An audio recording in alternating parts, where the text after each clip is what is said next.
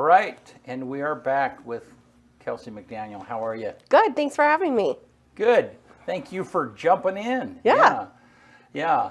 How are things going? How's Busy as always. Yeah. And we were talking about your personal life a little bit. You live in North Powder. I mean, if you know, but you're relocating. Yeah. You're building. Yeah. So you're kind of in the midst of adjusting life. I mean, you're partway, halfway through. I mean, you can talk about that. I'm sorry. That's okay.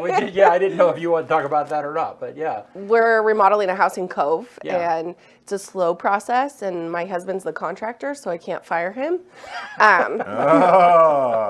Okay. But we're really excited, and our kids go to Cove. Yeah. We'll miss North Powder because we really like the community, and my husband's been on the fire department for years, and we have made some really great friends, but we're really excited for the property that we have there. Yeah. And so, and I think we just came through this election cycle, and nobody ran for mayor in North Powder. Is that right? Yeah. I've what's with heard. I've heard there was like some miscommunication, and I don't quote me on this because this is like rumor on the streets. Right. Yeah. That there was some miscommunication about who was going to be running, and then didn't end up running, and so there were some pretty active write-in campaigns. Like there were signs up for write-in. So Yeah, it was all write-in. There was just one. I mean, I think I only saw one too. Like I saw two. Was there two? Yeah, John Freebos and Steve Butcher. Oh, they put names in now. Well, Yeah. no.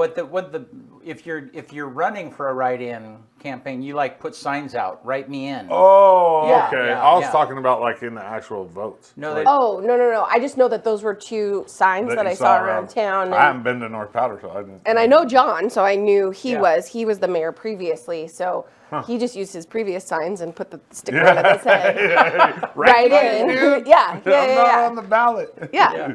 So, but I didn't see on the election results who ended up winning. So It doesn't show. That's what I was That's saying. right. There's I'm not no sure. name. Yeah. There's no name, so it just says write-in. Yeah.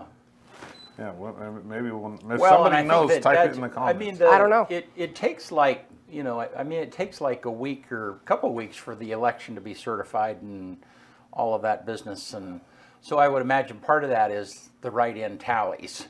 Well, I would assume that the write-in is a little bit more complicated because there's always write-ins for every race, even if there's only one candidate. Right. So I'm assuming that that's why it's taking a little I'm longer. sure people like Donald Duck.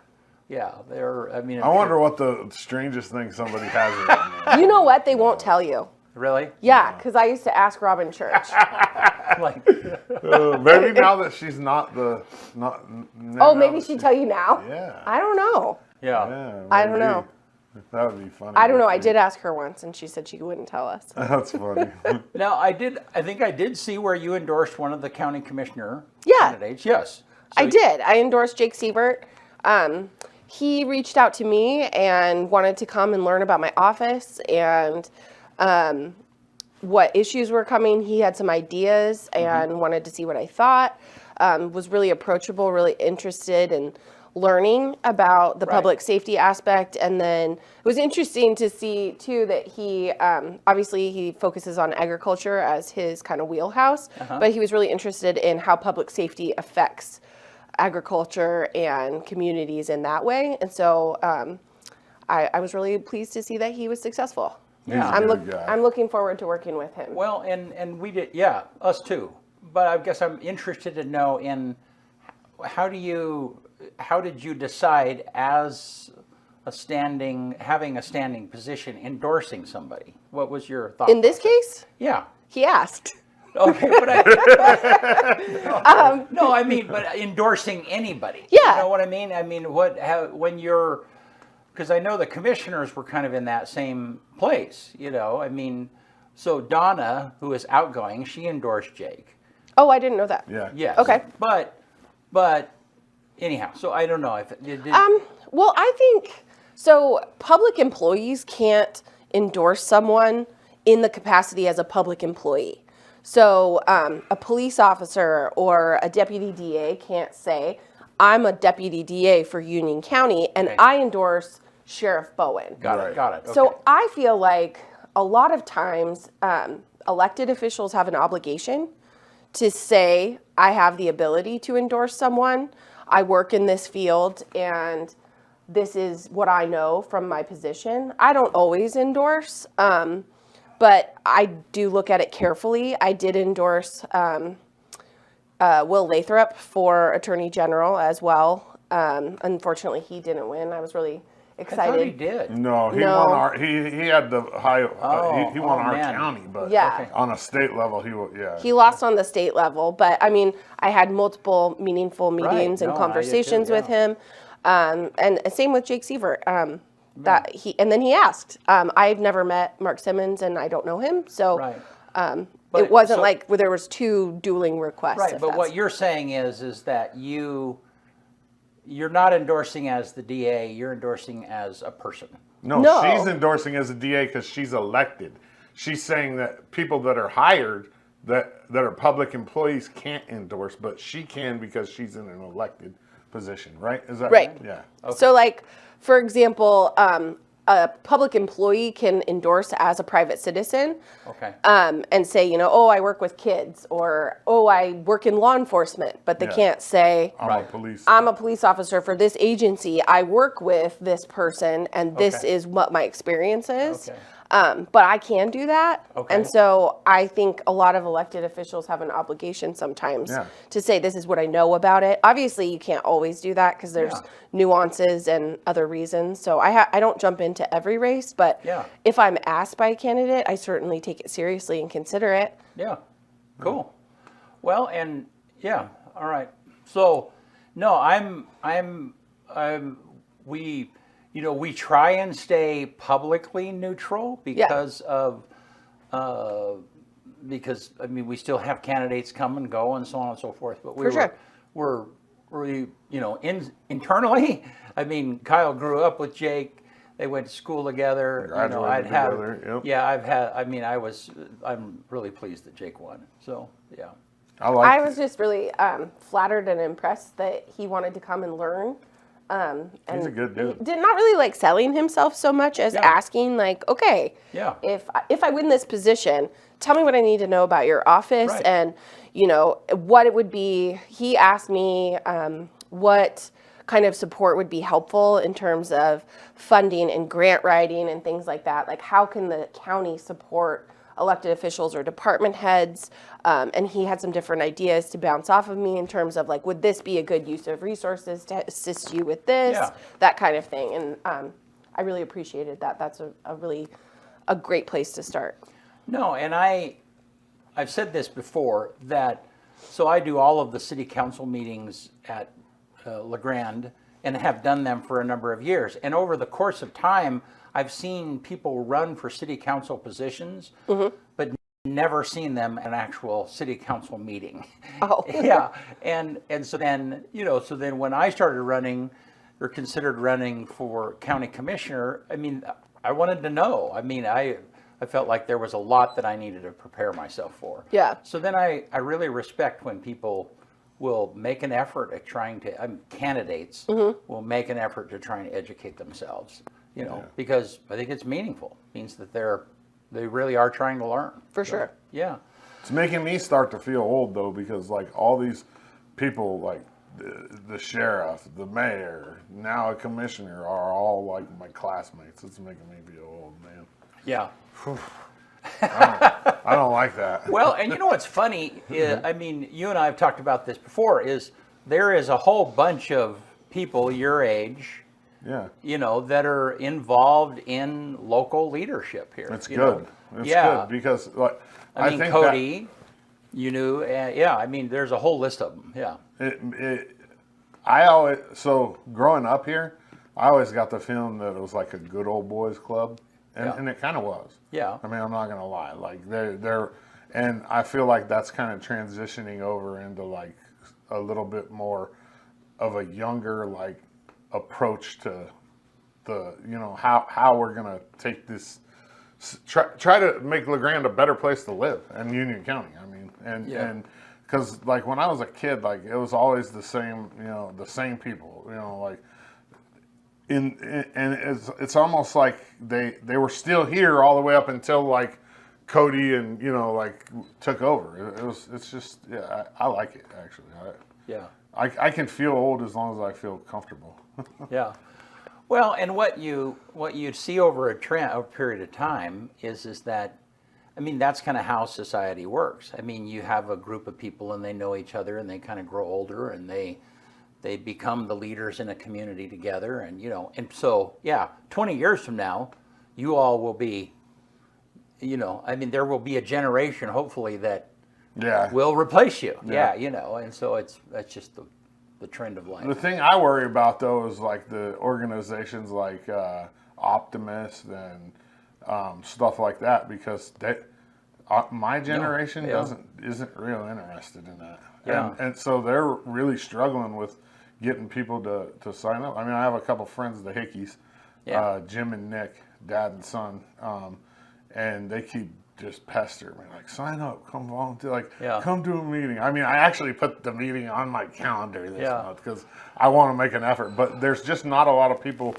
to fill the void of all these people that are getting older and dying, and Yeah. Well, and I can talk about it, but let's talk. I want to come back to Kelsie. So, but I would be interested. What are some, outside of your area of law enforcement, the other end of law enforcement, and so on and so forth? What are some of the things that you see in the county that you wish we did a better job of? I mean, that's, because I mean the big things of housing and economic development and I mean all of that is very much adjacent to your leadership, but I don't know, what you have any thoughts on some of that stuff? I mean, to be honest, something that is a huge gap for us is mental health services and drug and alcohol addiction services. Yep. And I'm kind of piggybacking on what you're saying about like new waves of leadership. Something that I really value and I feel like I've worked hard to earn is when we're coming up with ideas or looking at those kinds of things, we all work really well together in terms of, this is a problem, how are we going to solve it? And one of those examples is there's actually an opioid abatement committee that was recently established, and we had kind of been working on it informally for a while. The states all got, or the counties rather, and some cities got opioid settlement funds from suing the big drug corporations. And we're expected to get that funding over the course of about 18 years. And so we started having kind of some ad hoc meetings of like, okay, what are we going to do with this? And something that we need is treatment. We don't have respite beds. So if somebody is having a mental health crisis, they're either in the ER or the jail, which neither of those places are designed to treat someone who's having a mental health crisis. We don't have detox beds, which is basically when someone is coming off of a drug, they may need medical care. Or alcohol. Or alcohol, that's true. I mean, I guess it's considered a drug too. But any sort of substance, if you will, that requires medical care in order for them to come off of that drug. We don't have those beds. We also don't have any inpatient care. And right now, that's the hardest thing for us right now. We had an individual that we're working with in the court system through the drug court. And through that discussion and putting that person on a list, I learned that he was number 86 on a list to get a bed to go to treatment. That's crazy. Which to me is insane. And we don't have a facility here. Baker does, Umatilla does, Hermiston. We're sending people to the coast when we can get them in. But even then, you have somebody who's actively using, who's coming forward and saying, I want help. Please help me. And we're going to say, here, fill out this packet and we'll call you. That to me, that's unacceptable. Especially because that intersection with public safety, that person who's making these, I mean, addiction is such a struggle anyway, but a lot of times that's where we see that foray into criminal behavior. We have to do something to intervene and change that situation because we know that these people live in our community, and I don't think it's acceptable for them to be dying while they're asking for help. So we are working on, with a consultant. Pinnacle Consulting has been contracted with the county and the opioid abatement committee to work on feasibility and plans for how much would it cost, what kind of facility would we need, what would the ongoing structure be, to see whether or not our county can accommodate and sustain something like that, so that we can try to take care of our own, Right. as opposed to trying to get the crumbs from other places. So I'm excited about that to hopefully, I mean, this is at the very beginning of the steps, but it's definitely further than we've ever gotten before. Instead of another, Facebook ad campaign about fentanyl being bad, we need to do something that really might affect people and save some lives here. Yeah, I think we, as a county, we got to stop talking about it and do it. Well, that's kind of what we're doing. That was kind of my Right. point when you're talking about like fresh perspectives and things like that. At the table, you have the sheriff, the chief, Commissioner Scarfo, myself, juvenile department, parole and probation, CHD, and these different and community members, et cetera, who are saying we need to figure out how to do this, and then hiring the right people to tell us this is our expertise, this is how many beds you can sustain, and here's where the federal government will mess it up for you, and these different things to try to, hopefully we come out of it with a package that says, hey, you can do this. I mean, there is a possibility they'll say, no, stick with farming it out. You can't sustain this because either we don't have enough housing or the job market's not there, that kind of stuff. But hopefully they can tell us, this is what you've identified as the need. This is the numbers that you can expect, and here's how you can make it happen. So then we can go boots on the ground and take off running and get this done. I don't know why we have, and maybe we have, but I don't know why we haven't like sat down and had a real conversation with New Horizons in Baker and said, hey, figure out a way to get us a place over here. Like, you guys do this. This is what you do. I mean, it's like their biggest part of their whole organization is inpatient treatment. They have a men's house. They have a women's house. They do outpatient. Like, hey, come on. Like, get a place over here and you know what I mean? Branch out a little. So different communities do things well in different ways. And I know, I don't want to speak for them, but I know New Horizons is expanding in and of itself in Baker. There are some things that we do well. We have really good sober living houses. Yeah. So we have a lot of transitional housing for people that have gone through treatment or living in a sober living environment, which Baker doesn't have as much of that. Our plan for this is that we would get this proposal done as a result of this committee, and then we would open it up for negotiations and bids, an RFP, if you will, for different entities who might be interested in taking on that body of work. And I don't know what the timeline is. We're not there in the project, but I'm assuming that those conversations will happen with those different possible entities about who might be interested in partnering. I mean, certainly the county is not going to, or the committee is not going to take on that body of work. No. So they're going to be looking for an entity that already does that to say, hey, we will support you in this endeavor. Here's how we would go about doing it, and this is what we're looking for. So who's on that? Who makes up that committee? It was a commission appointment, and so off the top of my head, it's the sheriff, the chief, myself, Commissioner Scarfo, the head of the juvenile department, the head of CHD behavioral health, Barb Cedar, head of parole and probation, Travis Miller, and then Brittany Price representing Grand Run Hospital, Matt Christensen, I think, for CHD, and also from lived experience. He was a peer recovery mentor and a treatment court graduate. And then also Kylie Ingerson from the Oregon Judicial Department, Cara Rudd from the Judicial Department, and Judge Tom Powers. Wow. Okay, so that's a lot of people. Yeah. I mean, which is good, but I mean, I've been on a number of boards and committees, and actually moving something through something like that. I don't know. I guess I'm with Kyle in that it's like, man, we've been talking about this for a long time. But we've never gotten this far. Right, I know. And and I'm really optimistic about it because the people that I just named are people that get things done. No, and I'm surprised that you did a really good job of listing all those people. So, No, I'm hopeful that we can just like, we got to move off the dime here. I mean, sure. we should have been moving off the dime 2 years ago when, you know what I mean, when because of Measure 110, we saw the results of everything that's happening. And Robert Stroop. I forgot Bob, okay. sorry.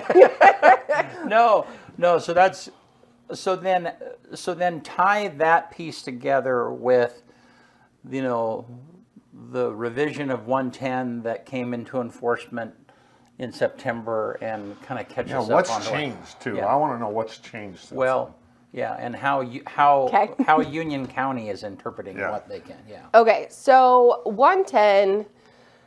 Okay, so 110 is what made it no longer criminal to possess hard drugs, controlled substances, if you will. Right. So it made most things violations. There were a couple wonky things in that.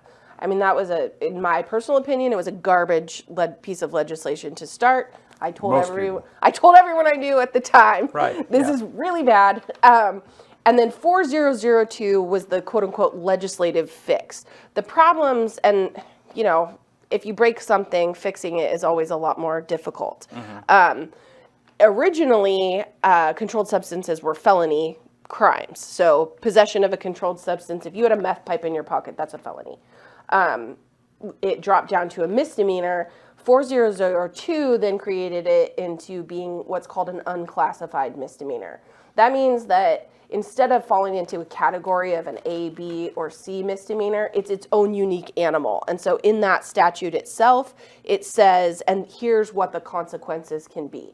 Then the state has allocated money and really done this huge push for what's called deflection, which we're not super excited about that term deflection. We're kind of referring to it as deferred prosecutions. But we're using it as kind of like a diversion program, but it's not designed for the people that have continually used or engaged in other criminal behavior while they also have possession of controlled substances. Our deferred prosecution program, which we wrote a grant for to the state and we're given that funding, is, in my opinion, to kind of catch the people that started using when it was not a criminal thing. So we're talking about maybe not as high risk, high need offenders that we think we can offer treatment and avoid the criminal justice system up front. It's not going to get your individuals who have a history of drug dealing, manufacture, any sort of delivery, or somebody who is, for example, committing a burglary and has a possession as well. It's going to be straight possession cases, people that are making poor choices while they're actively using, and hopefully we can intervene and get them some help before they engage in those more serious criminal offenses. We already have the infrastructure to adjust and try to address some of the high-risk, high-need individuals. That's what our treatment court is designed to impact, individuals who may be dealing, things like that, or who are committing more serious offenses as a result of their addiction. Mm-hmm. But this is kind of a different population, and we're trying to catch them before they escalate further. That makes sense. I will be frank, I'm worried about it. I don't know how many individuals we're actually going to be able to serve, and it has to be voluntary. So somebody might say, no, I'll take my A misdemeanor. It's going to get automatically expunged in a couple years anyway. Who cares? I know I'm probably not going to go to jail. It's going to really depend on whether people actually want to stop that engagement in that behavior or want to change their lives. So I am nervous that it's not going to be what the Salem people consider to be successful. Right. But it also is held up against a standard, like in Salem or some of the bigger counties, they're doing what's called a LEAD program. And that's where like an officer encounters somebody in the street and they say, okay, you can go through door number 1 or door number 2. Door number 1 is the jail. Like nobody wants to go to jail. Or door number 2, I'm going to call my remote crisis team and they're going to come and give you a warm handoff. You don't get charged and you go straight into detox or inpatient treatment. The issue is, for us, we don't have it. We don't have that mobile, magic mystery machine to show up with all of these, social workers. And then even if we did, where are we going to take them? Right. If somebody says, you're right, sorry, officer, I'd really like to get clean and sober. Thanks for meeting me where I'm at. You're number 86 on the list. Exactly. Take Here's me. a phone. I would like door number 2. Where is that? We're going to go. Yeah. Well, So we can put you in a hotel for 48 hours, and then we'll put you on a list, and we can call every day. And I mean, it's just not realistic. And So the funding structurally, the funding that was available would not afford us to actually set up that kind of a program. So it was really a non-starter. We're doing a program that we think we can do with the resources we have. But I mean, if we're going to get compared to what these other counties are doing, it's really not realistic in any way. It's just an unrealistic expectation for especially rural communities. If you're going to find somebody and have an officer have that interaction in, you know, for example, Elgin or North Powder, like, we're going to sit here for 45 minutes while we wait for a mobile crisis person to get up and running and come. Right. We just don't have those resources in the way that the expectation is. So there are definitely some flaws in the legislation in terms of, you know, what we can actually do versus what I think they thought we should be doing. So the details in the unclassified misdemeanor are still similar. So you said, you know, okay, I'll just take the misdemeanor A. Well, like an unclassified misdemeanor, yeah. Well, I mean, so they still You can still be prosecuted for it. right, but the teeth is not really enough. It's not the same as it was before. Okay. A felony is a much heavier penalty, Right. Which It's on was your part of the record forever. not necessarily. No, Well, you can have it expunged Right. at some point in time, but it is a much heavier, you know, collateral consequence. You're a convicted felon for that amount, and that was part of the reason that people were, you know, pushing for a change. Right. It just went to the absolute extreme. Right.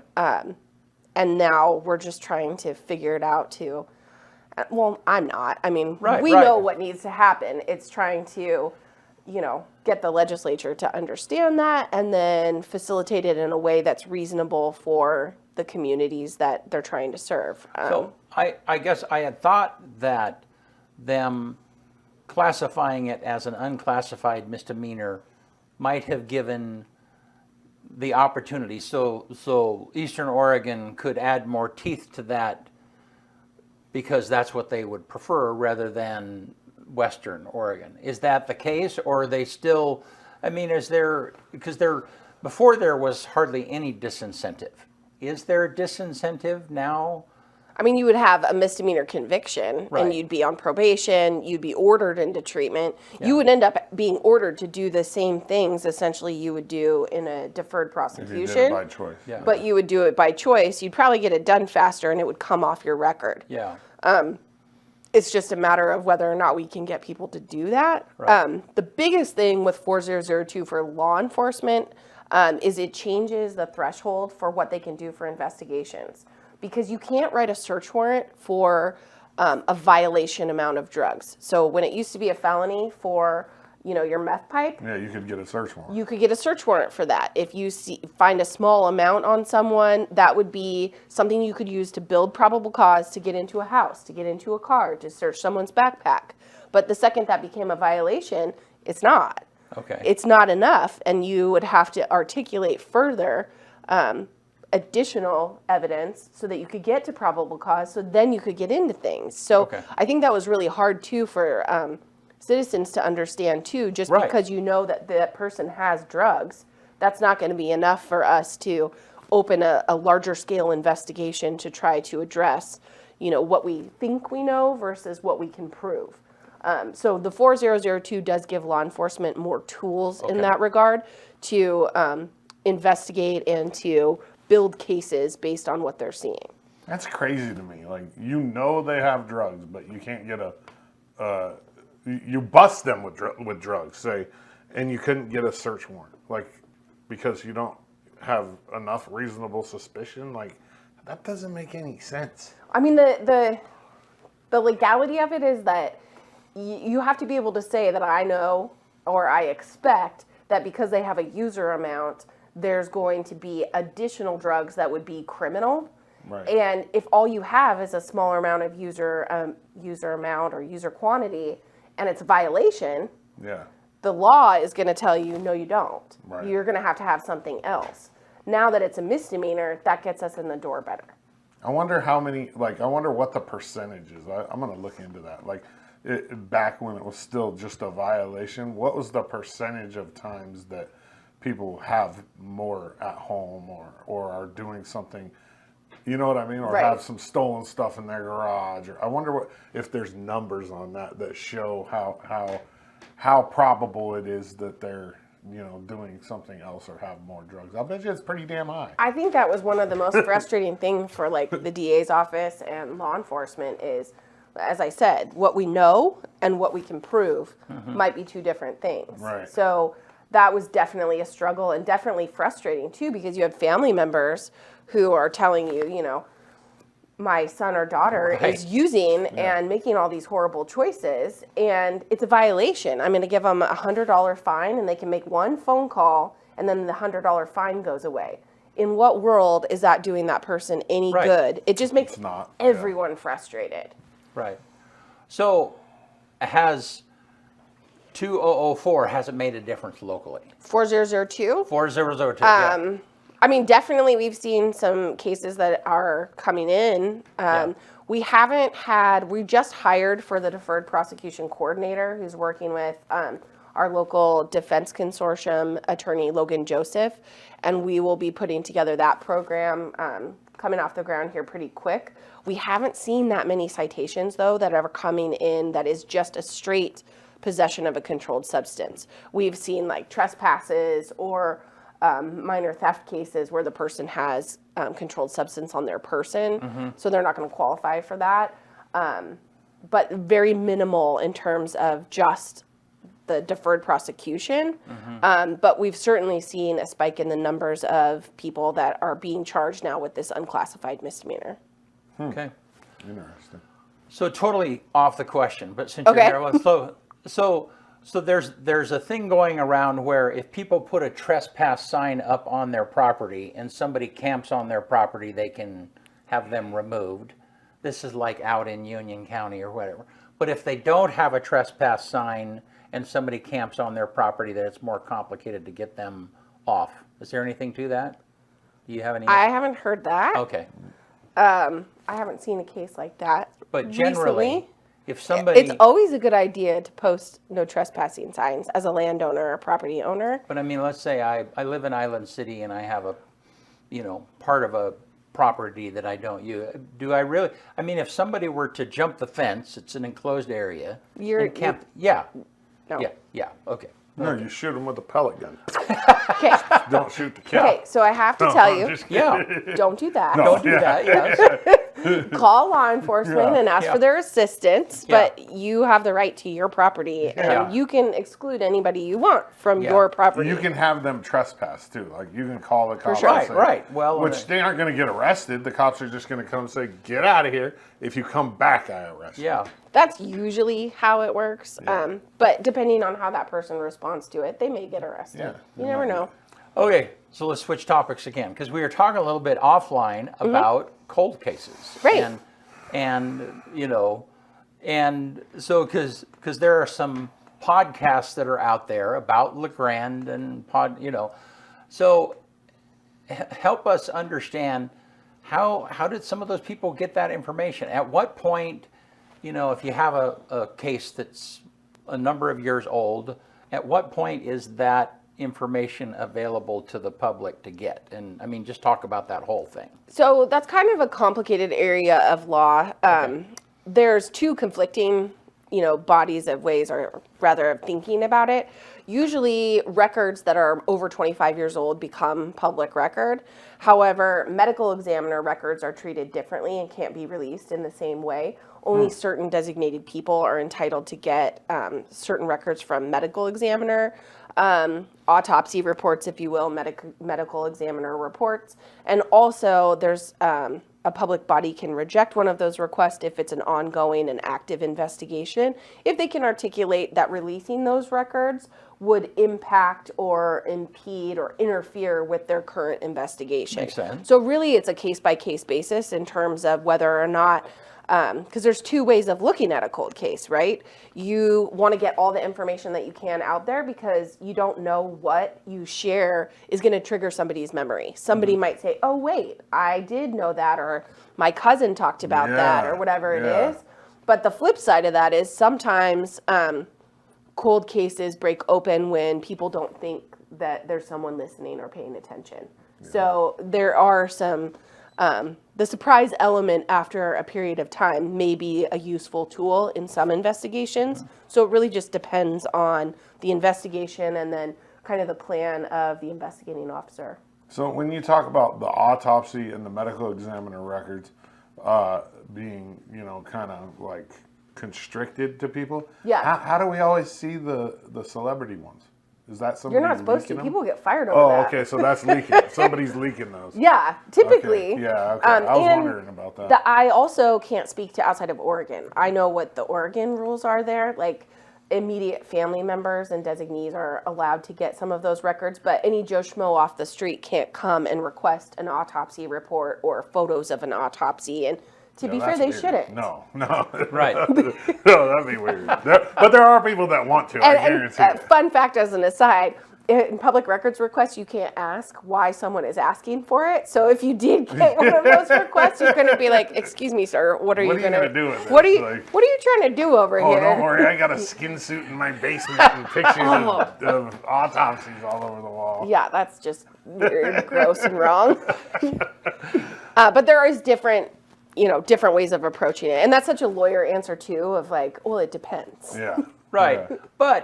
But in most, and we talked about this before last time you were here. Yeah. And that is that in any investigation, there are some nuggets per se that maybe only the killer would know. Only, Right. Right. And so some of those things you're purposely going to hold back in some manner or not, because For sure. Because then that can be an identifier if somehow in an interview, if a suspect, they reveal something that they know that only.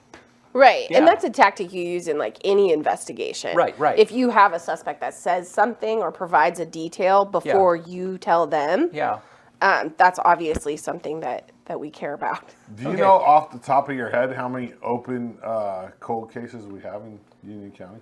Off the top of my head, I can tell you a rough estimate. Well, I can tell. Well, it depends because OSP has centralized some of their, Oregon State Police has centralized some of their cold case actions, and so they are being investigated outside of the Union County area on some of them. So if that's a Oregon State Police generated investigation, it right, might like be... there's one that I know we're actively working, and the detective is out of the Ontario office. Okay. So there's a little bit of scattered, and then we've changed a little bit too because in the last year and a half, my office has secured an investigator.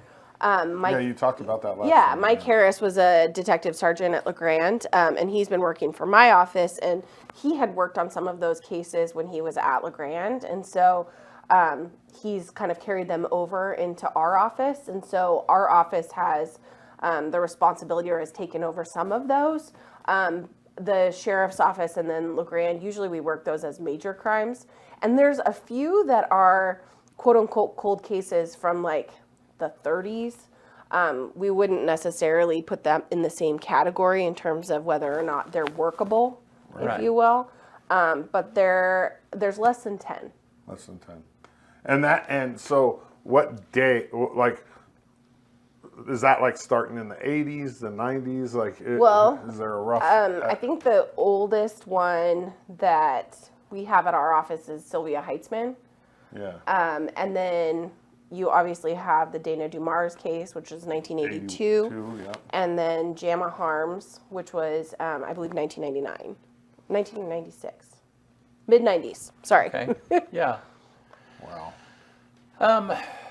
No, is there, when you kind of hover over that stuff, are there times where it's like, oh man, as an investigator, it's like you're solving a puzzle, you have all of the pieces, but you're missing just some things, Is there a time where there's hopeful? I guess kind of, is there a point where it's like, okay, this is a closed, we talked earlier, you don't really close a case. Yeah. People always ask that, and they're Right. like, "Hey, what do we have to do to get this case reopened?"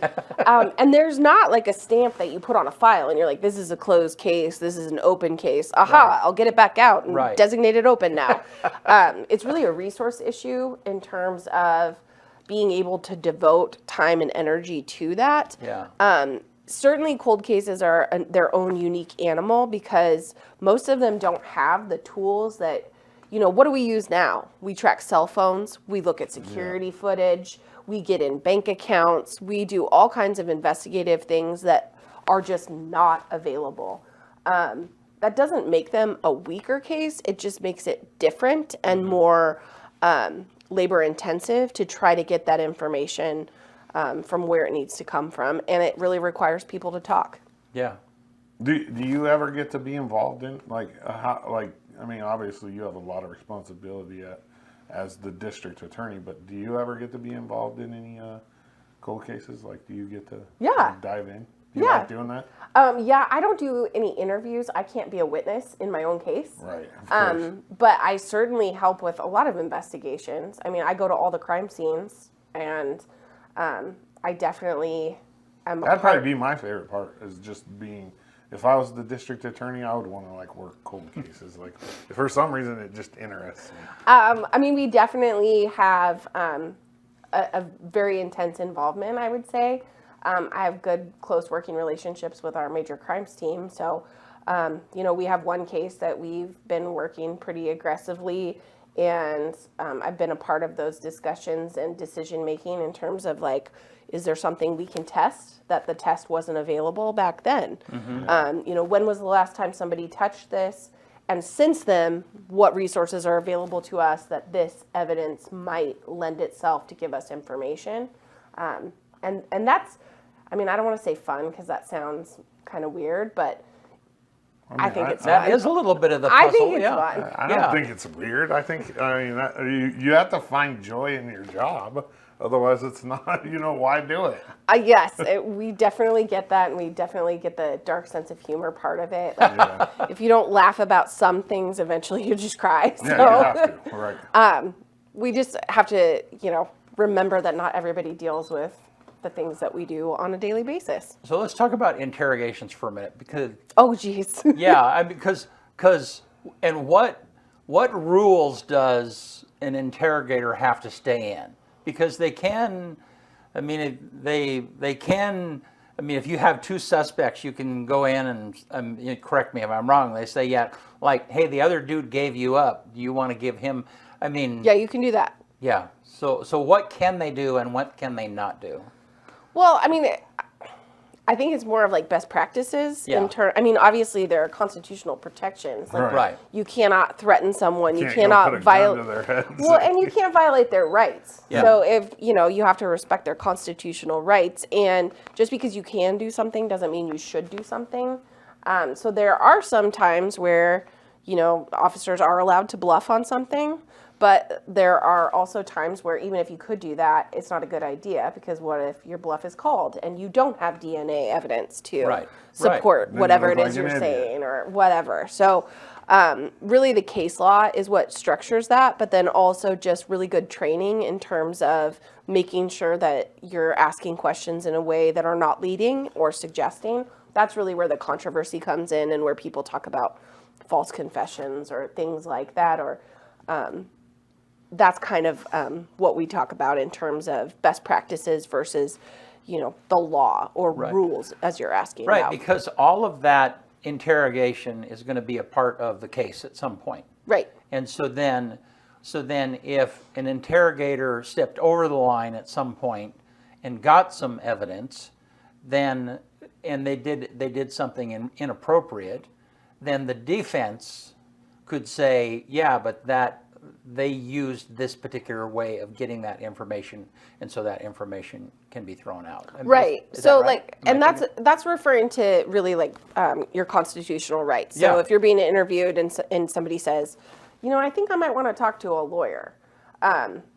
It's important that the officer then doesn't say, are you sure about that? Yeah. This, well trained in terms of shutting that down. But in the event that someone did say, "Are you sure about that?" and then they convince them, "No, let's keep talking," then yes, it's possible that anything they say after that is completely thrown out, which can bust an entire case. Right. If they say, "Yeah, I did it, and here's where the evidence is," everything that flows from there is going to be inadmissible and not something that we can use, which I talk a lot about. Solving a case is not the same as proving a case. So you can know what somebody did, or, you say, "Hey, I think my, nephew stole from me." Well, that might be solving a case, but that's not building a case that we can prove or proving a case. Those are two different things. Do we have the ATM video? Do we have the actual documents? Can we get into that bank account? Like, it's not so simple as just to say, "This is who did it." Yeah. And we know that that's the outcome, because proving it looks very different. Yeah. That's crazy. All right. Well, Sounds stressful to me. It can be. Well, Kelsie, thank you. Yeah. We always have. I mean, when you came in, it's like, what are we going to talk about? It's like, I don't know. I know you didn't even talk about the stuff you told me you were going to talk about. we just start talking and it just flows. Yeah. So, The more organic, the better. Yeah. There you go. Yeah. We really appreciate you Thanks. coming on. And again, we're going to have Gabe is going to reach out to you so that we can get you on the calendar on a regular basis. I appreciate it. Thank you. Yeah. Thank you. You All want to right, get started? let's get it. But let me read this comment real fast. Okay. Greg Mack says, Baker has its 3-on-3 basketball tournament at Baker High School Friday and Saturday. Jabron and Amy Jones, who Jabron's the coach at Baker and he's an EOU grad, host this every year to support youth basketball. I think 55 teams are signed up. Always fun to watch. Would love to have you guys come just for a visit. Probably not, but maybe. On this day, November 7th, 1786, the oldest performing musical organization in the United States is founded in Stoughton, Massachusetts, the Stoughton Musical Society. 1805 on this day, Lewis and Clark expedition first sights the Pacific Ocean at the mouth of the Columbia River. Wow. Can you imagine? 1874, the first cartoon depicting an elephant as the Republican Party symbol is published by Thomas Nast. 1916, Jeanette Rankin, representative from Montana, is elected to Congress as its first women's representative. 1972, this is crazy. I didn't know he was this old. Attorney Joe Biden is elected to the U.S. Senate, representing the state of Delaware. He beat the other guy by just over 3,000 votes, but he was reelected 6 times. 6 times. But 1991, Magic Johnson announces he has HIV and retires from the Los Angeles Lakers. 2019, in Nature magazine, humans are reported to have walked upright 12 million years ago, previously thought to be 6 million years ago, according to a new study of a species of ape found in Bavaria, Germany. 2020, Kamala Harris makes U.S. history as the first woman and the first woman of color to be elected to the vice presidency. On this day in 2004, the #1 movie in America, The Incredibles. And then the quote of the day comes from Confucius. I like this one. Life is really simple, but we insist on making it complicated. One more time. Life is really simple, but we insist on making it complicated. All right. Thanks you, again, Kelsie. Kelsey. Thanks. Yeah. Appreciate thanks it. for doing what Thank you did. you, as always. Thank you, guys. We'll see you soon.